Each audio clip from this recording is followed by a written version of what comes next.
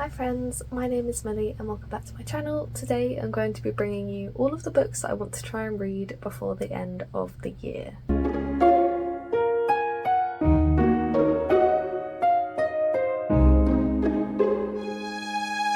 So at the start of the year, I, like many people, set out a 24 books to read in 2024 list.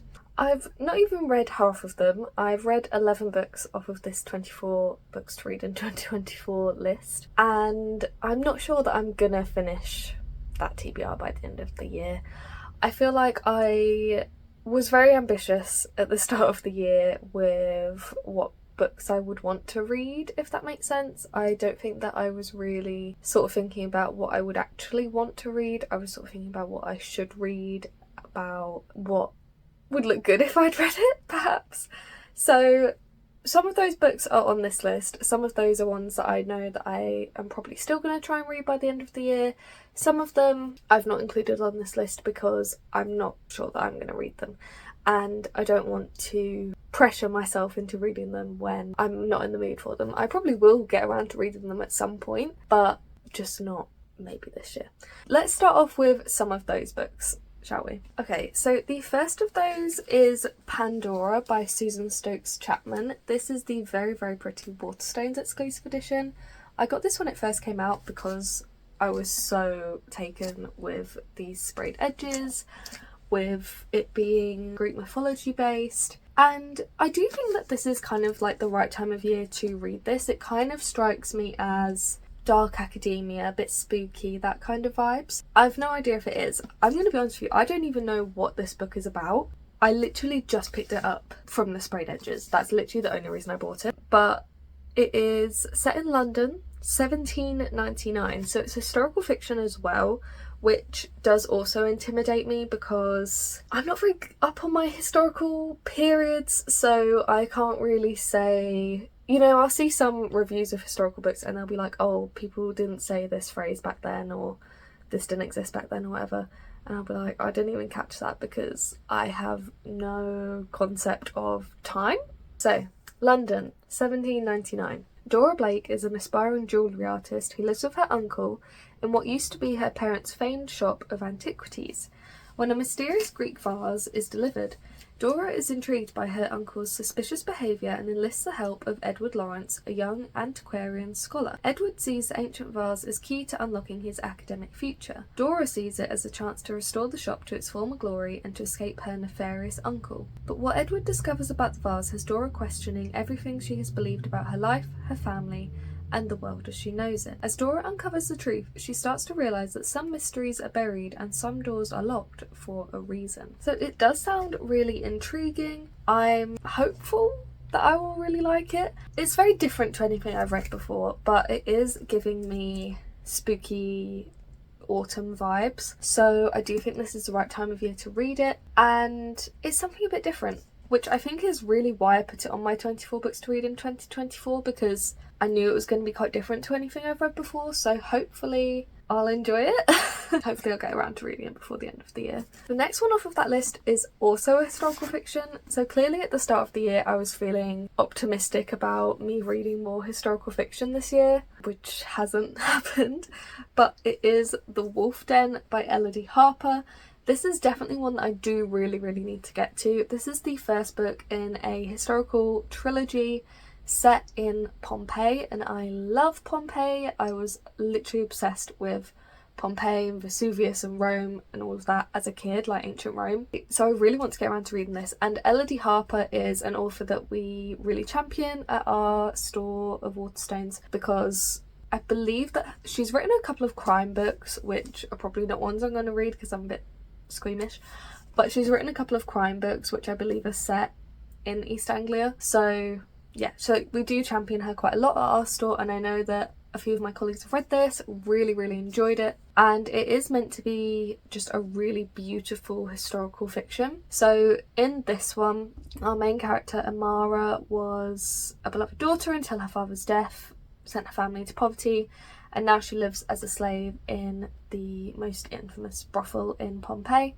but I don't really know then what happens, but I know that this is a story of like sisterhood and of women in this time, so I'm really excited to read this.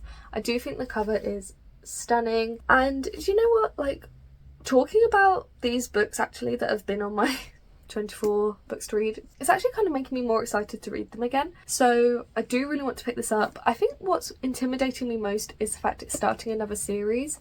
My goal at the minute is to be trying to finish series because I've been really failing at that this year. So I think the big reason why I haven't read this book is because it is starting a series and I don't want to be starting series at the minute. One that I do want to try and read before the end of the year. We then have one that I picked up in a charity shop.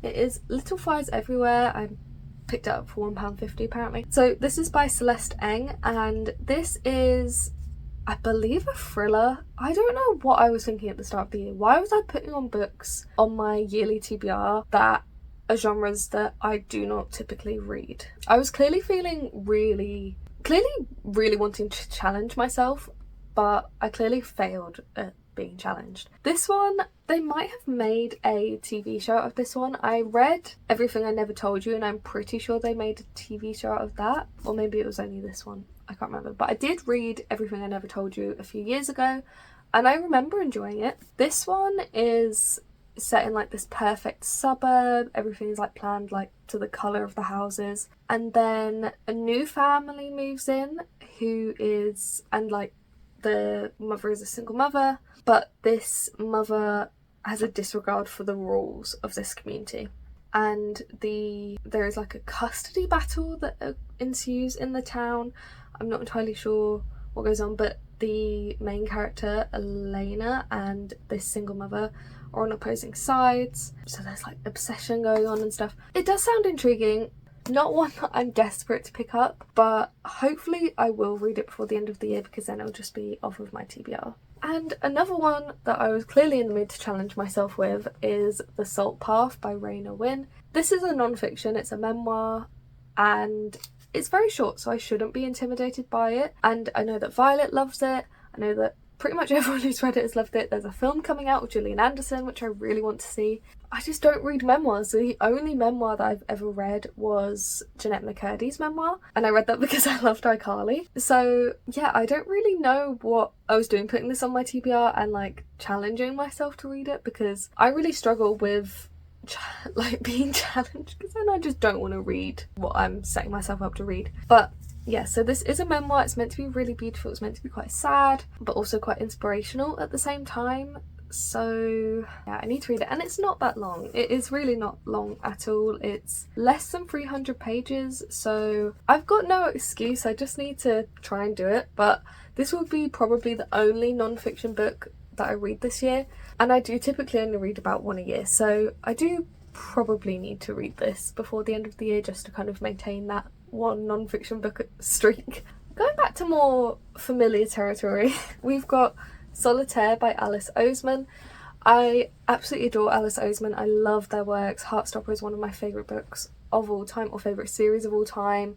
The TV show is one of my favourite shows of all time, and I adored Loveless, which was a standalone YA contemporary novel from Alice Oseman. This is in the world of Heartstopper. It's actually the story of Charlie's older sister Tori. I really wanted to read another Alice Oseman apart from Heartstopper. I haven't read another one of her just YA contemporary works since Loveless, which I read years ago now. So I do really want to pick this one up, and I believe that there's a bit of a mystery going on. I think there's some kind of blackmailing thing? I'm not really sure. Solitaire is like spreading rumours around the school or something. But I love Tori in Heartstopper, so I do really want to read her story, find out what happens in her world when we're not focusing on Charlie's love story. So hopefully I will get around to reading this. If not, I know I will read it at some point. It's just that I wanted to have read another Alice Oseman YA contemporary novel before the end of the year. And the last one from my 24 books in 2024 list that I'm putting on this list is Sister Song by Lucy Holland. So this is another historical book, but I'm not feeling as intimidated by this one because I read Lucy Holland's second book, Song of the Huntress, earlier this year, and I really enjoyed it, and that is set in like ancient times, like Boudica times. So I'm not feeling as intimidated by this one because I know how she writes historical fiction. I know that I can get into it, and this one is not set as early as that, I believe.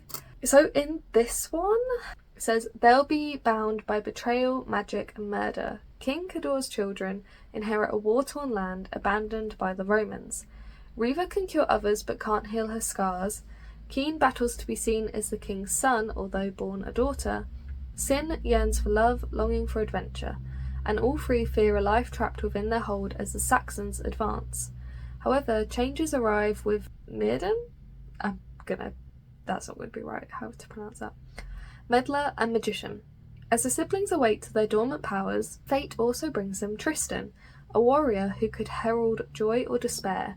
They'll all face treachery and heartbreak as they fight for their dreams. This vivid narrative reimagines the Trois sisters? I don't know.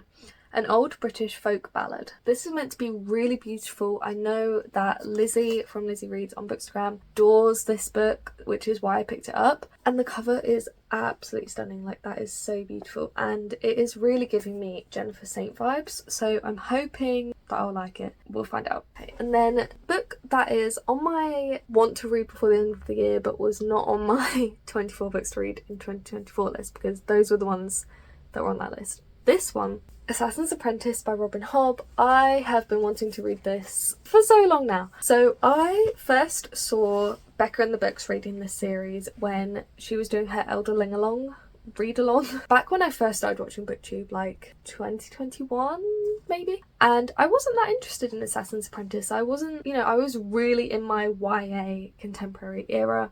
I was not really that interested in reading an epic adult fantasy, but now I am. So I really, really need to pick up Assassin's Apprentice by Robin Hobb, because this is like classic adult fantasy. This is up there with Game of Thrones, Brandon Sanderson, Joe Abercrombie, the likes. So I really do need to read this. This was first published in 1995, so it's like 7 years older than me, which is quite crazy because I don't typically read books that are older than me, but I'm really excited to read the series. I know that it's meant to be really slow paced and devastating by the end. There is a lot of books in this series because you have this first trilogy, which is the Farseer trilogy, but then you've also got the Live Ship Traders trilogy, the Tawny Man trilogy, the Rainwild Chronicles, and I'm pretty sure you've got another trilogy as well, but I can't remember what that's called. Is it called Fitz and the Fool?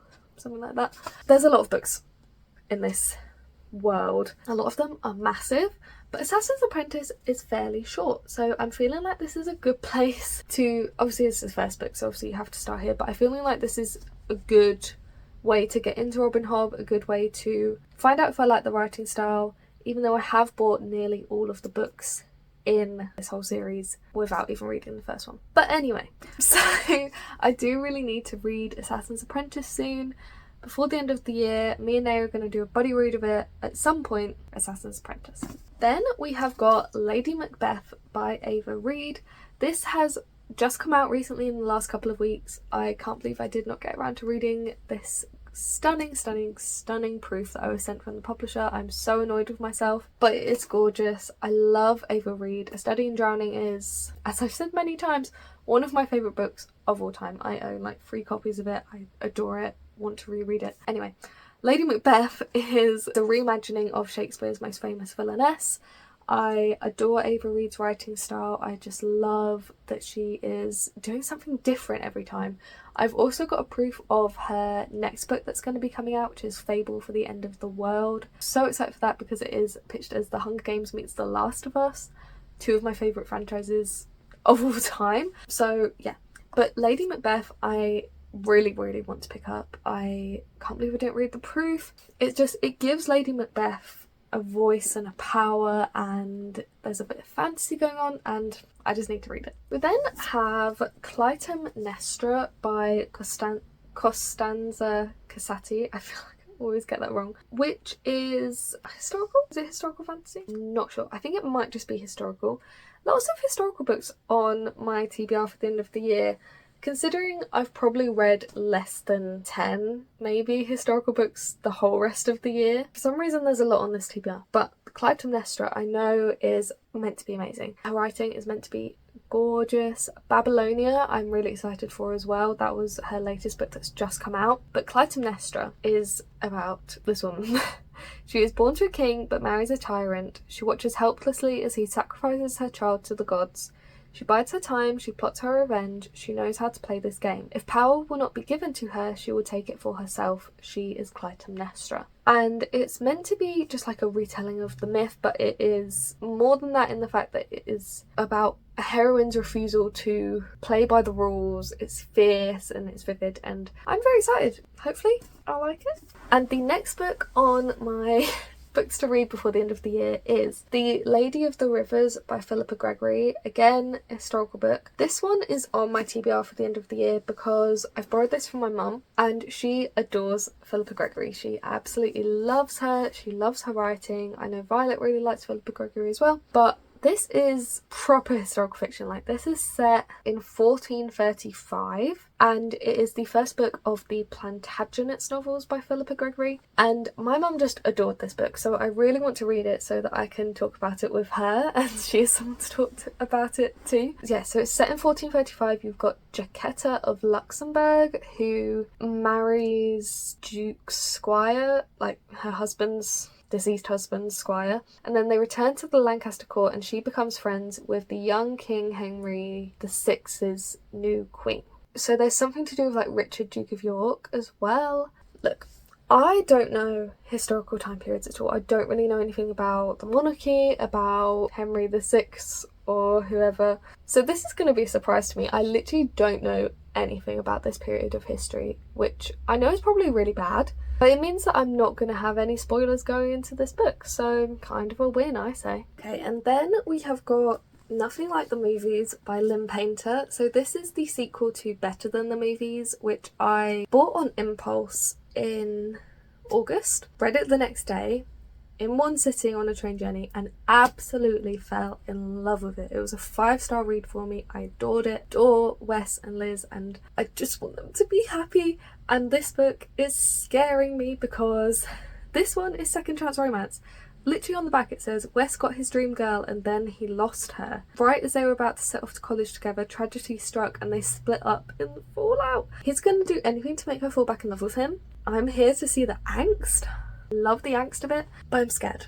I am scared. Lynn Painter, I feel like, could absolutely devastate me, and I don't want that to happen because I love these characters, this book, this world. It's YA contemporary and it's just really cute. Like, it's really lovely. It is for all of the hopeless romantic girlies who love 2000s rom-coms and will just watch them over and over again. And I am just scared that it's not going to end well for them, but I really hope it does because I love them and I want them to be happy. Also, on books I want to read before the end of the year, let's just count this one as like all of my Fairy Loot books. I have a heck ton of Fairy Loot books I have not read from years ago, from last month. So let's say all the Fairy Loot books I haven't read, which isn't going to happen, but at least some of them I need to pick up and read because it's really bad that I haven't read them yet. And finally, I'm fully not expecting to read this before the end of the year. So this is really just going on this list as a hopeful, a very, very unlikely hopeful, because it is The Way of Kings by Brandon Sanderson. I have read 3 of Brandon Sanderson's books this year. I've read the first Mistborn era, so The Final Empire, The Well of Ascension and The Hero of Ages, and absolutely loved them. 5-star reads for me. But the next one that I've got to read, I believe, is Warbreaker. That is well, at the minute it's a standalone. I'm pretty sure there's going to be a sequel coming out soon at some point. But then after Warbreaker, I'm pretty sure it's The Way of Kings. So it would mean that I need to read Warbreaker first and then read The Way of Kings. And I might possibly read Warbreaker, but I doubt I'm gonna get to The Way of Kings purely because look how big it is. This book is humongous, the writing is tiny, and it is well over 1,000 pages long. So that's very intimidating, and also means that the reason I'm probably not going to read it before the end of the year is because it would take me so long, and obviously I want to try and reach my reading goal, and this would be mean like missing out on like 3 books or something. So if I reach my reading goal with enough time to spare, then I will read this. If I don't, then this will probably be like one of my first reads of 2025. But we can live in hope that I will reach my reading goal before December, let's say, and then read The Way of Kings, because I just think it looks incredible. I love Brandon Sanderson. Everyone says that this is his best book. Everyone says that the Stormlight Archive, of which this is the first book of, is his best series. And there is another book in the Stormlight Archive releasing really soon, like in the next couple of weeks or months. And that is the 5th book in the series, and I believe finishes out this era of the Stormlight Archive. So yeah, I really need to read more Brandon Sanderson, at the very least Warbreaker, but hopefully The Way of Kings. It's so big. Why is it so big? You know, I say this is big, but then you have Words of Radiance and Oathbringer, and they're even bigger. Like, Brandon. So, those were all of the books that I want to read before the end of 2024. I feel like I'm being a bit ambitious because it's really a lot of genres that I don't typically read. It's a lot of historical books, which I find are a bit slower for me to read, big books like this. But hopefully I will get to some of them. At the very least, I need to try and get to more of the books that were on my yearly TBR at the very start of the year. I need to read The Salt Path, just to have one non-fiction book this year. I'm just not a non-fiction person. I'm just not. But I do need to read that to have my one non-fiction book and to say that I've read it. So hopefully I will. We'll find out. We'll find out. You guys will find out. You're here, you're watching. And speaking of watching, I just want to say thank you so much for 200 subscribers. When I started this channel in March, I don't think I was really expecting to ever get above 50 subscribers, and you know, I know a lot of people will probably be like, oh, 200 isn't that much, but to me 200 means the absolute world. Like, that is more than I could have hoped for. So thank you so much to anyone who has subscribed to me, for helping me to reach that goal, for watching me yap about books. I mean, yeah, I just love to yap about books, so it really means a lot that you like to hear me yap.